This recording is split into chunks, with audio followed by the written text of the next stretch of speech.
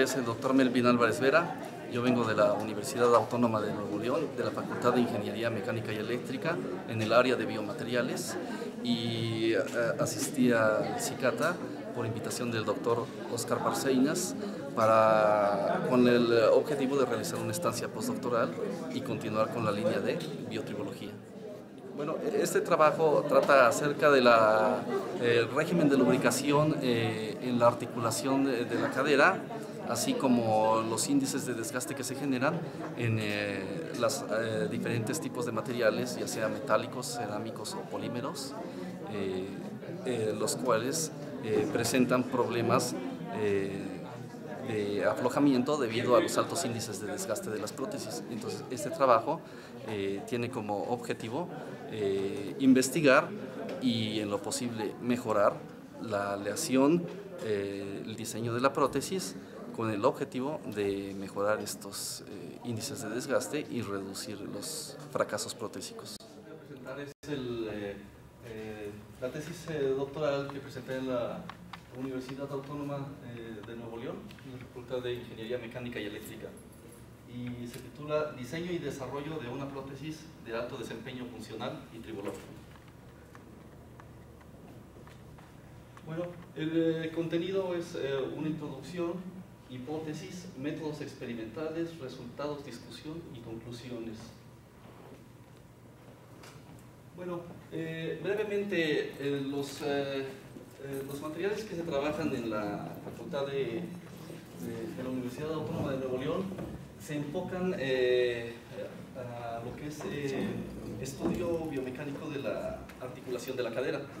La cadera, bueno, más adelante lo voy a definir. Entonces, los materiales que estudiamos nosotros nos centramos en lo que es configuración metal-metal, y pues próximamente se tiene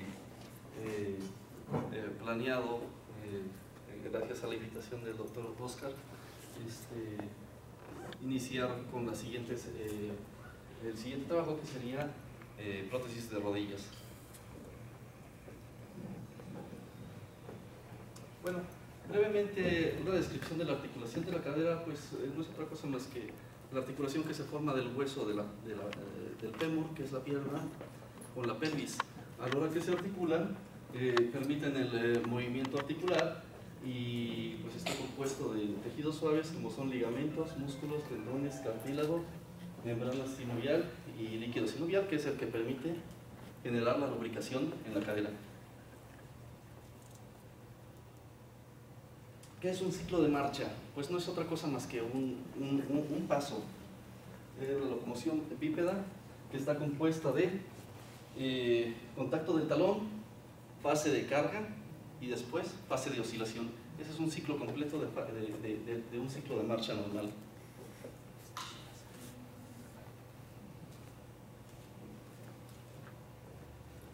Y bueno, la biomecánica de la cadera pues nos permite generar diferentes movimientos, como son las más comunes, que es flexión, extensión hacia adelante, hacia atrás, rotación interna, rotación externa, abducción y aducción. Entonces, con esos movimientos nosotros podemos desplazarnos libremente.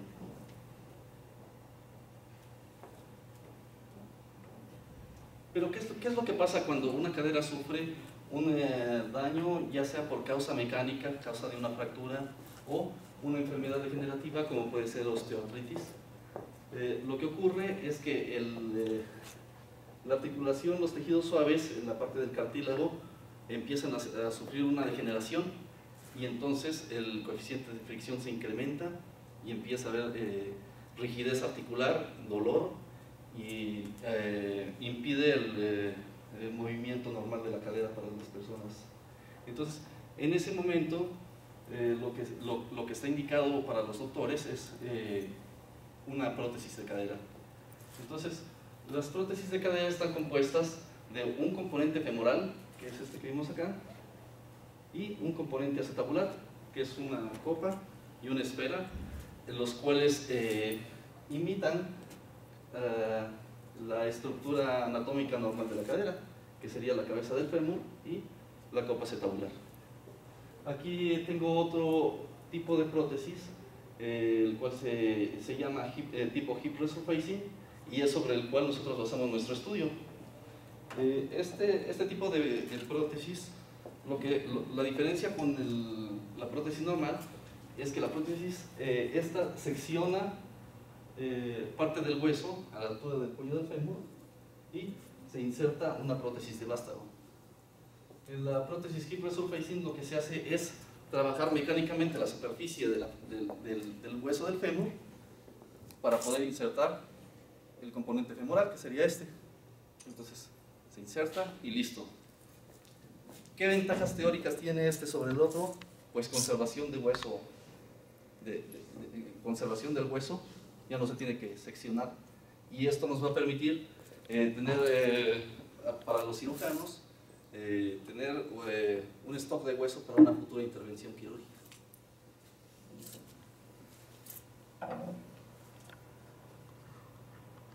Bueno, los pares de contacto que existen actualmente comerciales son cerámico-cerámico, metal-metal, metal-polietileno y cerámico-polietileno.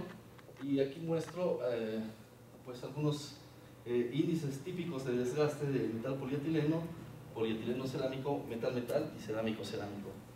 Aquí se puede observar que pues, el cerámico es mejor o tiene, digamos, menor índice de desgaste. Sin embargo, el problema que tiene el cerámico hoy en día es que al ser un material duro, a la vez es frágil al impacto. Entonces, a la hora que hay un fuerte impacto, se astrillan las prótesis. Entonces, ese es un problema, por lo cual ha dado pie al uso de configuración metal-metal y metal-polietileno.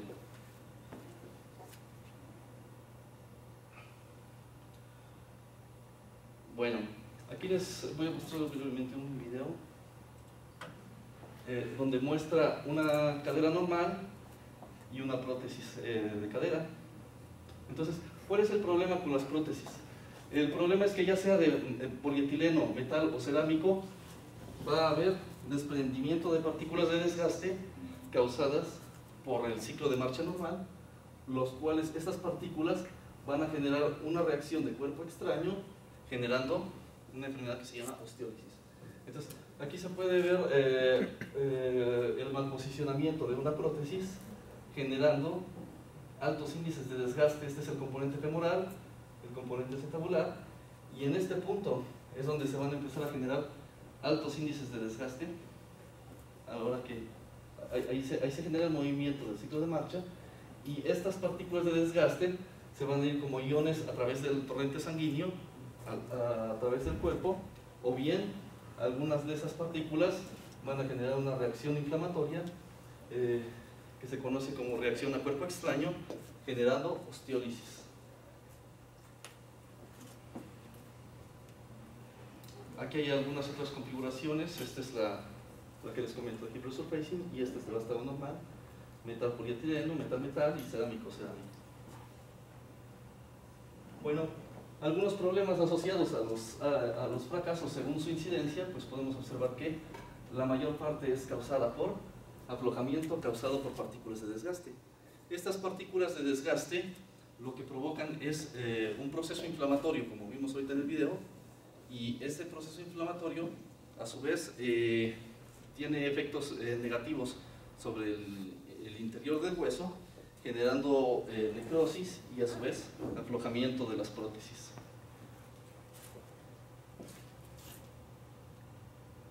Aquí podemos observar otro ejemplo.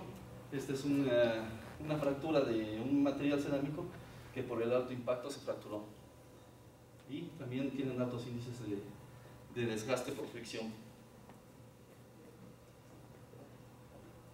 Bueno, algunas de las hipótesis que se trabajaron en la investigación tuvieron que ver en el estudio del análisis del régimen de lubricación por medio de la teoría clásica. A su vez, la solución numérica de la ecuación de Reynolds en 3 dimensiones para la teoría de lubricación durante un ciclo de marcha, para poder caracterizar el régimen de lubricación. Los materiales, también se trabajó con una nueva aleación, la cual modificaba la microestructura de la aleación, generando una superficie más dura.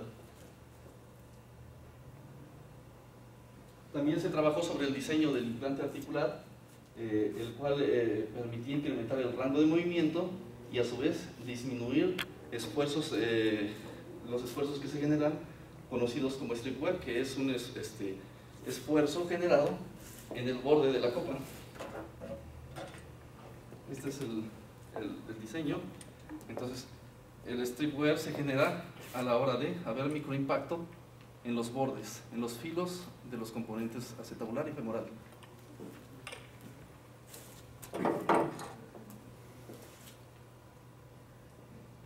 Bien, pasando ya a lo que es materia de tribología, lo que es tribología de las articulaciones, pues nosotros lo estudiamos a través de la lubricación con el líquido sinovial, la fricción, ya sea metal-metal, alumina-metal o polietileno-metal, y los índices de desgaste.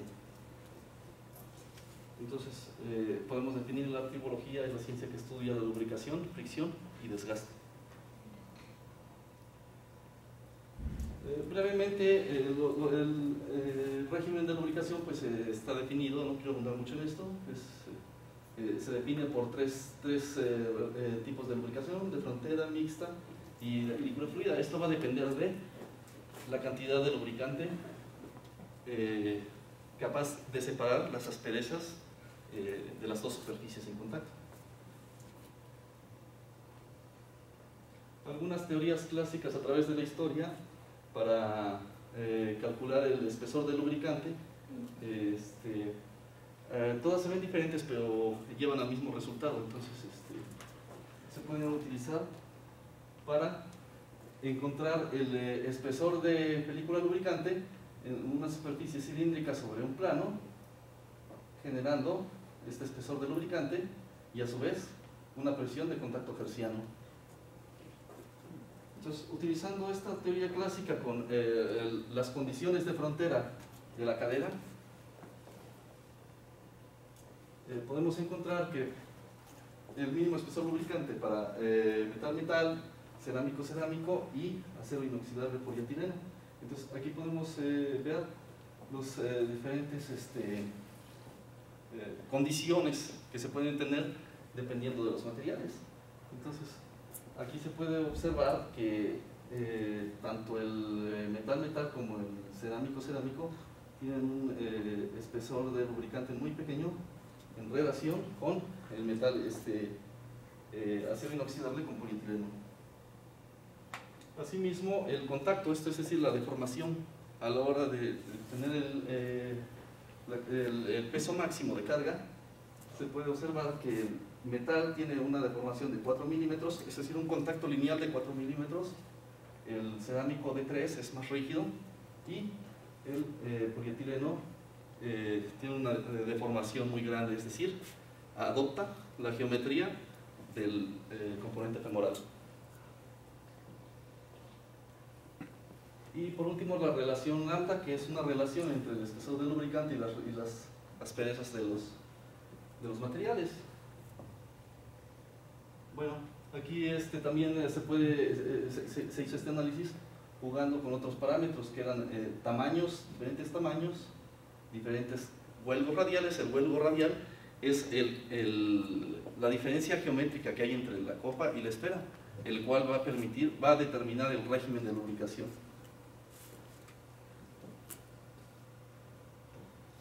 Bueno, también la ecuación de Reynolds nos permite analizar el régimen de lubricación en una manera más específica, más puntual. Es decir, nos permite hacer un mapeo en cualquier instante y en cualquier punto de la prótesis. Entonces, a través de la ecuación de Reynolds, que es esta, para teoría de lubricación, con los diferentes parámetros geométricos y de viscosidad, se puede generar la ecuación que a su vez puede ser resuelta por algún método numérico. En este caso nosotros lo resolvimos por diferencias finitas. Entonces la ecuación fue discretizada y resuelta por un algoritmo TDMA. Es la generación del algoritmo. Estas son las condiciones: excentricidad, es decir, el movimiento el espesor del lubricante y, por último, las fuerzas.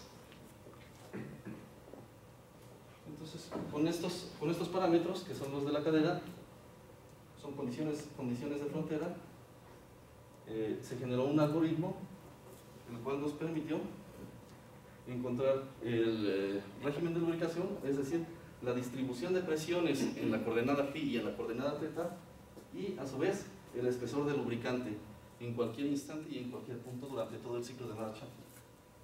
Entonces podemos ver que durante la fase de oscilación las cargas son muy pequeñas y el espesor de lubricante pues es relativamente grande. Al llegar al contacto hay un incremento en la presión máxima, es decir, va a haber un desplazamiento del lubricante y va a haber un contacto y un espesor de lubricante casi nulo. Es decir, va a entrar en contacto. Aquí lo podemos ver. A través del tiempo, un ciclo de marcha, podemos ver que las presiones, pues, esta es la fase de oscilación, la fase portante, es decir, cuando cae el contacto del talón, y a su vez hay una disminución en el espesor de película lubricante. Entonces, ¿qué quiere decir esto?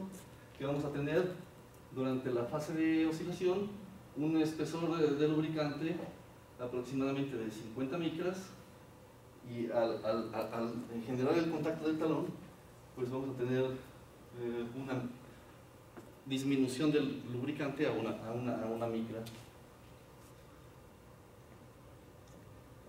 Bueno, pasando al diseño de lo que es el implante articular, se trabajó con el implante hip resurfacing. Aquí están algunos modelos que trabajamos. Y este modelo, lo que se hizo fue modificar el componente acetabular en la parte del borde, que es este. Esta prótesis tiene un diseño el cual permite tanto incrementar el rango de movimiento como disminuir los esfuerzos de contacto.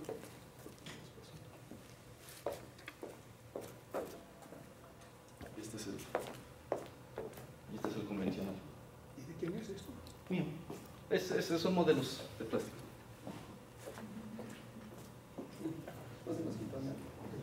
Bueno, entonces, ¿cómo funciona? El implante femoral se inserta en la parte del fémur. Este es un hueso de fémur sin superficie, y este ya viene con lo que es el implante. Entonces, aquí lo que se hizo fue analizar las diferentes posiciones que puede adoptar el componente acetabular durante una intervención quirúrgica. Es decir, los cirujanos a través de una radiografía pueden conocer la orientación teórica del implante. Sin embargo, pues esto es relativamente a ojo. O sea, quedó derecho, quedó chueco, quién sabe. Eso solamente se puede saber después de la cirugía, si hay un dislocamiento o no. Y entonces para esto se hizo este análisis. Por medio de un modelo CAD se hizo la reconstrucción articular con los modelos, y se encontró que para el diseño convencional el rango de movimiento hasta generar el pinzamiento, es decir, el choque del componente femoral con el acetabular, era de 87 grados contra aproximadamente 100 grados del nuevo diseño. Es decir, se amplió en 15 grados el rango de movimiento en todas direcciones, tanto en flexión como en extensión, rotación interna.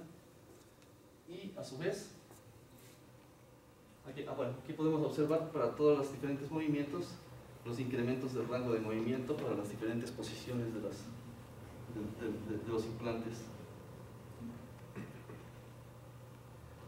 También se hizo un análisis por elemento finito para analizar el contacto de esfuerzos en lo que era el borde del componente acetabular, encontrando que para el diseño convencional pues tenía una concentración máxima de 90 megapascales contra 64 del componente con el nuevo diseño, es decir, una reducción de una tercera parte de los esfuerzos, lo cual trae consigo una reducción en el desgaste de borde, como lo vamos a ver más adelante.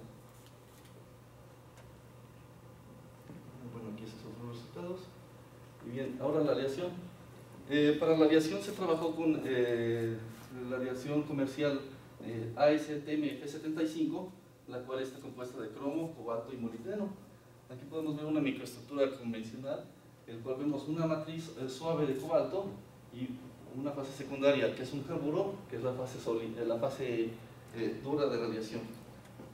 Y en estas aleaciones lo que se hizo fue incrementar el contenido de boro para modificar esta aleación.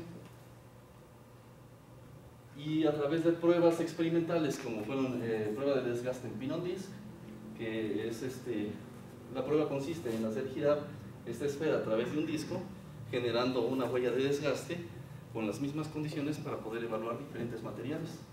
Y a su vez poder realizar pruebas en un simulador de cadera. Este es el simulador de cadera FIME2 de la Universidad Autónoma de Nuevo León. Bueno, para las pruebas de pin on disc se hizo la caracterización de la aleación y se encontró que la huella de desgaste para la aleación normal era mayor que en la nueva aleación con adiciones de boro. Aquí se pueden observar algunas mediciones que se hicieron durante la prueba, coeficiente de fricción, y aquí podemos observar la profundidad. Esta profundidad es la profundidad de la huella de desgaste, medida al centro. Es decir, la aleación convencional tuvo una mayor profundidad en la huella de penetración de desgaste. También se hizo el análisis de presiones de contacto hertziano y aquí podemos observar el desgaste volumétrico a diferentes distancias de la prueba. En este podemos observar la línea azul corresponde a la aleación convencional y la morada es la nueva aleación. En todos los casos se puede observar la misma tendencia a una reducción al desgaste.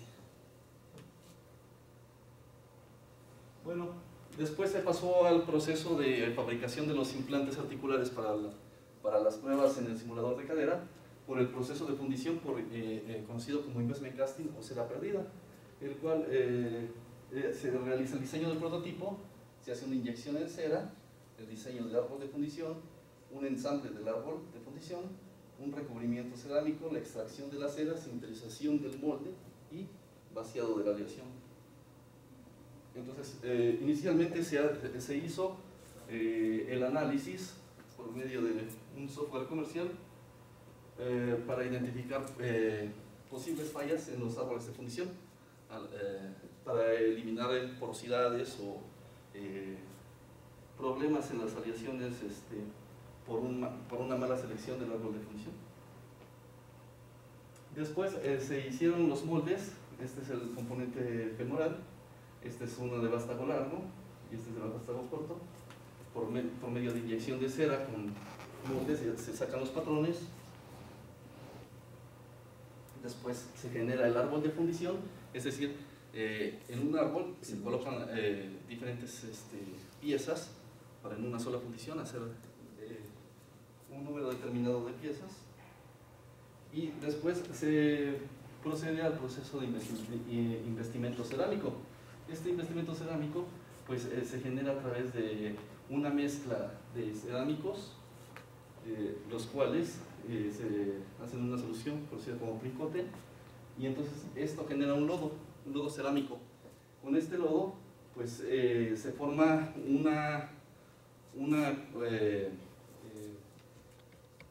una cáscara cerámica. El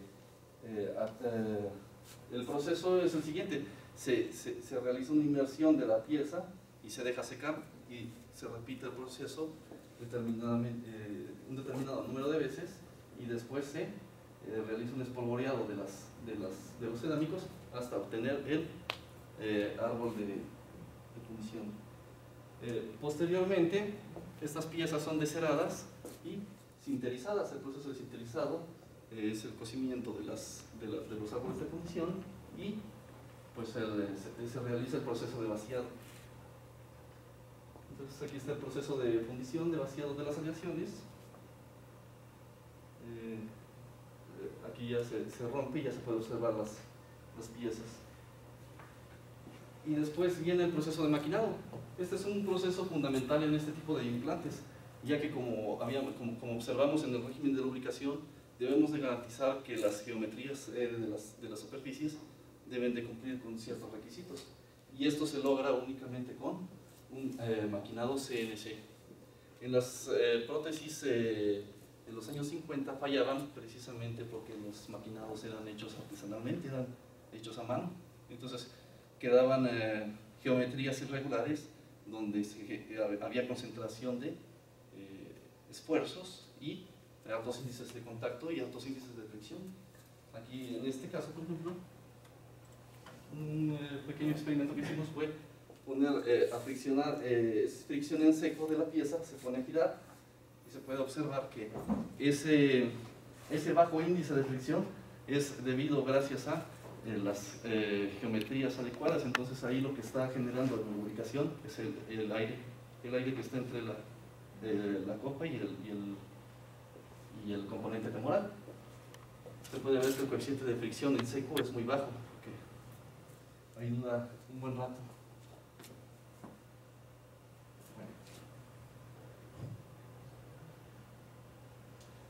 Pasando a las pruebas tribológicas en el simulador de cadera, el simulador de cadera lo que hace es reproducir la cinemática del ciclo de marcha de la cadera.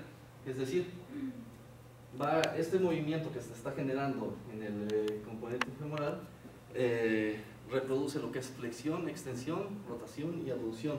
Y las cargas van a ser generadas por un sistema neumático el cual va a transmitir las fuerzas por medio de estos elementos a la copa acetabular. Entonces con eso se reproduce el ciclo de marcha.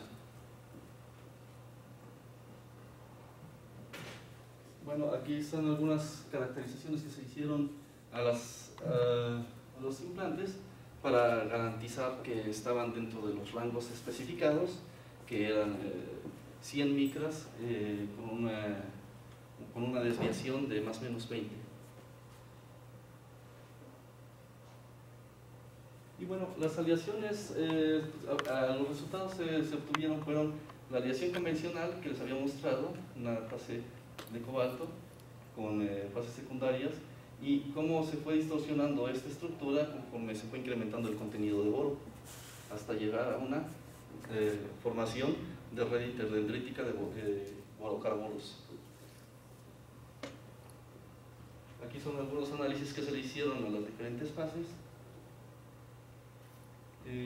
Este es un análisis de rayos X donde se identificaron algunos borocarburos, y se puede observar aquí cómo se incrementó la dureza conforme se incrementaba el contenido de boro, siendo 35, la dureza 35 Rockwell C la dureza normal de un implante convencional.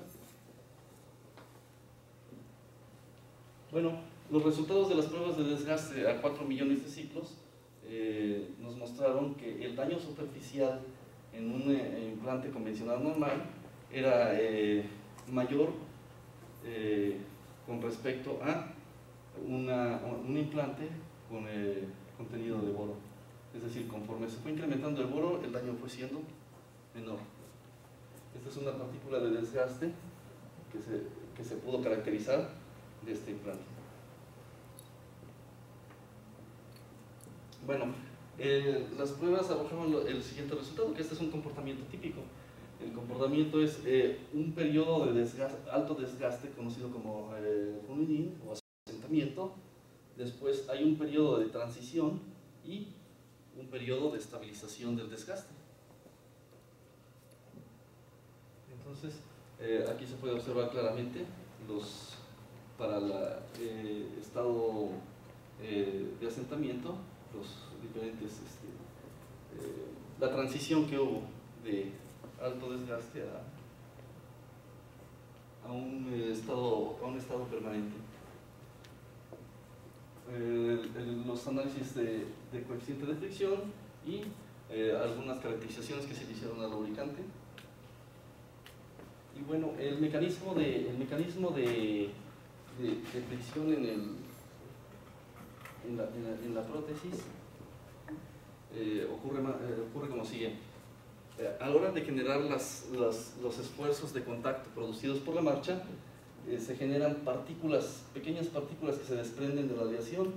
Estas a su vez, algunas se van por el torrente sanguíneo como iones, pero algunas otras regresan a la cavidad que hay entre el componente femoral y el acetabular, generando a su vez mayor daño superficial. Es decir, se interponen entre las superficies.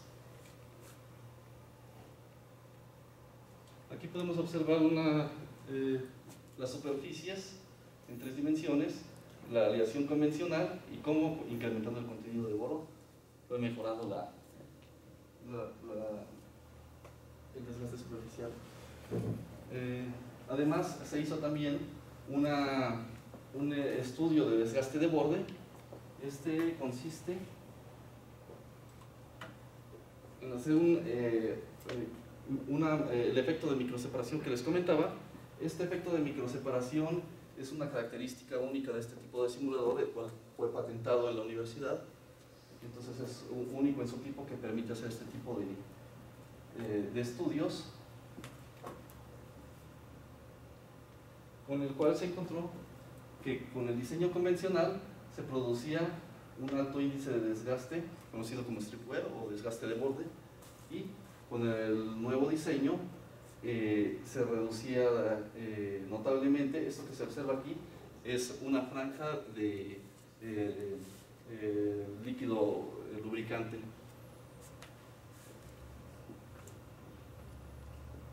Bueno, también, ¿qué es lo que pasa si cambiamos la aleación? Una aleación es biocompatible, sin embargo, si se cambia los contenidos de los componentes de la aleación, pierde esa propiedad de biocompatibilidad y se tienen que hacer pruebas de biocompatibilidad. Entonces, con la ayuda del hospital universitario, se realizaron estos muestreos en ratas de laboratorio, en el cual se concluyó que no había respuesta de inflamación o respuesta de cuerpo extraño, como se le conoce comúnmente. Entonces, algunas conclusiones que se obtuvieron de esta investigación fue el cambio en la microestructura con la adición de boro y un incremento en la dureza significativo. Las pruebas de desgaste de bola en disco mostraron una reducción aproximada del 50% de desgaste. Las pruebas de desgaste en el simulador de cadera FIME2 arrojaron una reducción del 59% de la aleación con contenido de 1% de boro en relación a una prótesis convencional, y con el régimen de lubricación y la ecuación de Reynolds nos permitió caracterizar la lubricación articular durante el ciclo de marcha. También el diseño de la prótesis mostró que incrementaba visiblemente el rango de movilidad y a su vez disminuía los esfuerzos de contacto en los bordes, y las pruebas de biocompatibilidad no mostraron respuesta de tipo cuerpo extraño. Bueno, algunos resultados, la producción científica que se obtuvo con esta investigación fueron algunos estudios que se publicaron. Este es de una falla en una prótesis durante el proceso de solidificación, de fundición, la cual se logró resolver a través de la utilización del software, y se cambiaron las condiciones de direccionamiento, de enfriamiento direccionado, con lo cual el problema que teníamos en las prótesis se solucionó, generando una prótesis sana. Otra investigación que se realizó fueron los resultados de pruebas de Finondis, la aleación con contenidos de boro. También se hicieron estudios de análisis superficial con recubrimientos de nitruro de cromo, DLC y multicapas. Y por último, se hizo un estudio también con el simulador de cadera, con los resultados que les mostré ahorita. A raíz de toda esta investigación, el año pasado se logró concretar un grupo de investigación en biomateriales y ortopedia llamado GIBO, el cual presentó estos trabajos en la Asociación Mexicana de Cirugía Reconstructiva Articular y Artroscopía, que se conoce como AMECRA, el cual reúne a los personajes médicos más reconocidos del país y aceptaron con muy buen muy buen prospecto este implante, el cual ganó el primer lugar en presentación. Mi nombre es Melvin Álvarez Vera, estudié la carrera en el Instituto Tecnológico de Oaxaca, posteriormente realicé una maestría en diseño en el Centro de Investigación y Desarrollo Tecnológico CENIDET en Cuernavaca, Morelos, y al terminar realicé un estudio de doctoral en la Universidad Autónoma de Nuevo León, la cual soy recientemente egresado.